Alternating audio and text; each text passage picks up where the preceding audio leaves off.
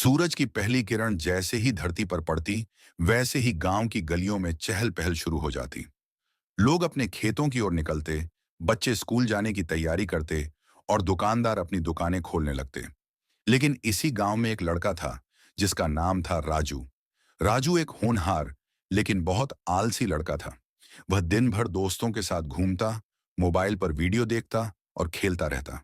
उसकी माँ उसे कई बार समझाती, लेकिन वह हमेशा यही कहता, अभी बहुत समय है, बाद में पढ़ लूंगा, अभी तो मजे करने दो।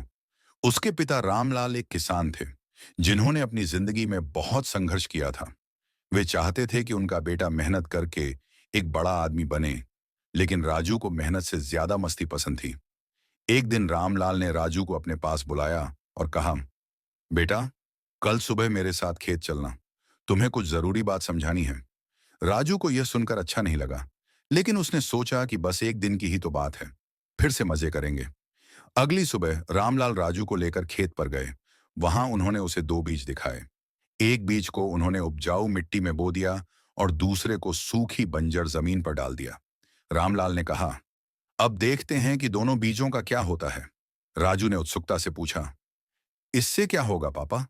रामलाल मुस्कुराए और बोले, बस कुछ दिन रुक जाओ, फिर तुम्हें खुद ही समझ आ जाएगा। कुछ दिनों बाद जब राजू फिर से खेत पर गया, तो उसने देखा कि उपजाऊ मिट्टी में लगा बीज अंकुरित हो चुका था, लेकिन बंजर जमीन में पड़ा बीज जस का तस पड़ा था।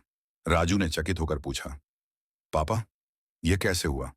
रामलाल ने गंभीर स्वर में कहा, बेटा, बीज वही था, लेकिन फर्क मिट्टी और समय का था।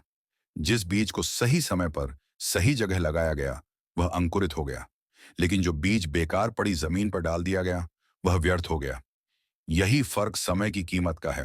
अगर तुमने सही समय पर मेहनत की तो सफलता मिलेगी, वरना समय निकल जाने के बाद पछताना पड़ेगा। राजू पहली बार सोच में पड़ गया। क्या वह सच में अपना समय बर्बाद कर रहा था?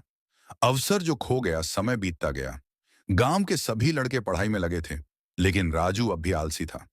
उसके दोस्त मोहन और सुरेश स्कूल में अच्छे अंक लाते और अपने भविष्य के बारे में सोचते थे, लेकिन राजू को यह सब बेकार लगता।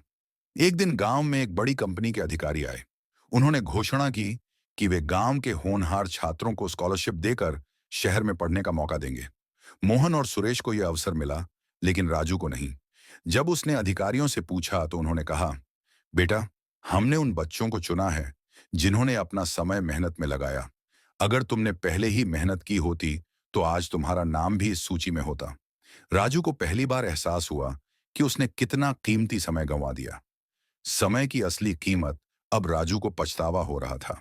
उसने अपने पिता से कहा, पापा, क्या अब कुछ नहीं हो सकता? रामलाल ने गहरी सांस ली और बोले, समय कभी किसी के लिए नहीं रुकता बेटा, लेकिन अगर तुम आज से मेहनत करो तो तुम्हारा भविष्य बदल सकता है। राजू ने उसी दिन से मेहनत करने की ठान ली। उसने मोबाइल और खेलकूद में समय बर्बाद करना बंद कर दिया। वह सुबह जल्दी उठकर पढ़ाई करने लगा। धीरे धीरे उसकी मेहनत रंग लाने लगी। जहां पहले वह परीक्षा में मुश्किल से पास होता था, वहीं अब उसके अंक बढ़ने लगे। गांव के लोग भी यह बदलाव देखकर हैरान थे। राजू अब अपनी मेहनत से संतुष्ट था, लेकिन असली परीक्षा अभी बाकी थी। शहर में एक कॉलेज में दाखिले के लिए परीक्षा होनी थी। यह वही कॉलेज था जहां उसके दोस्त मोहन और सुरेश पढ़ रहे थे। राजू ने परीक्षा दी और उसका रिजल्ट आया। वह पास हो चुका था। जब वह अपने पिता के पास गया तो उसकी आंखों में आंसू थे। पापा, आपने सही कहा था। अगर मैं पहले ही समय की कीमत समझ लेता तो शायद मुझे और ज्यादा सफलता मिलती। लेकिन मैं खुश हूं कि मैंने अभी भी सही रास्ता चुन लिया।